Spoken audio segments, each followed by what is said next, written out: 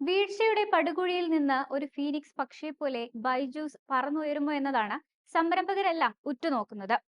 എടെക് കമ്പനിയുടെ വളർച്ചയും തളർച്ചയും കണ്ടവർക്കറിയാം ഒരു ഇന്ത്യൻ സ്റ്റാർട്ടപ്പ് ആഗോളതലത്തിൽ ഉണ്ടാക്കിയെടുത്ത ഖ്യാതി.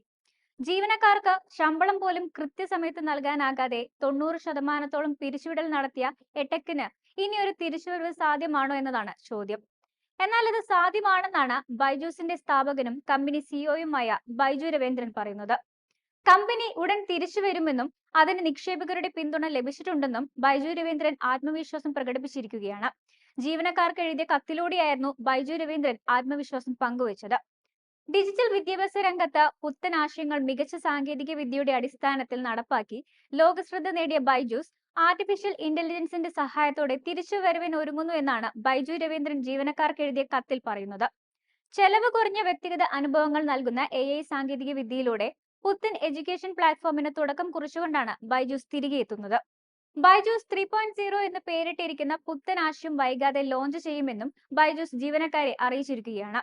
AIയുടെ കരുത്തോടെ തിരിച്ചുവരവിന് തയ്യാറെടുക്കുന്ന ബൈജൂസിന് ബാക്കിയുള്ളത് 10% ജീവനക്കാർ മാത്രമാണ്.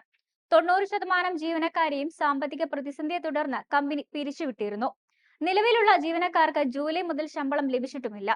നേരിടുന്ന നിയമ നടപടികളാണ് ശമ്പളം നൽകാൻ സാധിക്കാത്തത് ഉൾപ്പെടെയുള്ള സാമ്പത്തിക പ്രതിസന്ധിക്ക് കാരണമെന്നാണ് കമ്പനിയുടെ വാദം. മലയാളിയായ ബൈജു രവീന്ദ്രൻ 2011-ലായിരുന്നു തിങ്ക് ആൻഡ് ലേൺ എന്ന സ്റ്റാർട്ടപ്പ് ആരംഭിക്കുന്നത്. സ്ഥാപനം 2015-ൽ ബൈജൂസ് ആപ്പ് എന്ന പേരിൽ ഓൺലൈൻ പഠന ശൃംഖലയായി വളർന്നു. മെറ്റ സ്ഥാപകൻ മാർക്ക് സുക്കർബർഗ് മൂലധന നിക്ഷേപം നടത്തിയ ഏഷ്യയിലെ ആദ്യ സ്റ്റാർട്ടപ്പ് എന്ന പേരിലും ബൈജൂസ് ശ്രദ്ധ ആകർഷിച്ചിരുന്നു.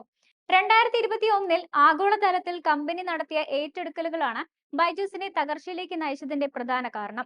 2022-ൽ $22 ബില്യൺ ഏറ്റവും ഉയർന്ന മൂല്യമുള്ള ഇന്ത്യയിലെ ഏറ്റവും വലിയ സ്റ്റാർട്ടപ്പായി ഉയർന്നിരുന്നു.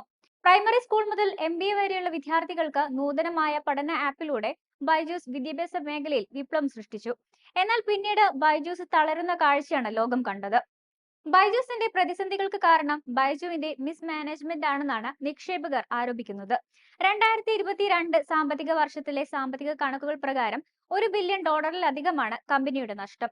ഇതിനിടെ ബൈജൂസ് നിരവധി തവണ ജീവനക്കാരെ പിരിച്ചുവിടുകയും ബംഗളൂരുവിലേതുൾപ്പെടെയുള്ള പല ഓഫീസ് കെട്ടിടങ്ങൾ ഒഴിയുകയും ചെയ്തിരുന്നു.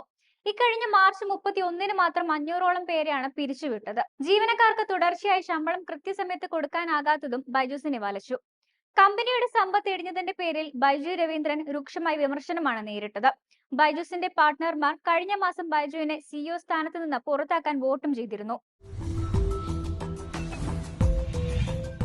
വാർത്തകൾ വേഗത്തിലറിയാൻ ഞങ്ങളുടെ YouTube ചാനൽ സബ്സ്ക്രൈബ് ചെയ്യൂ.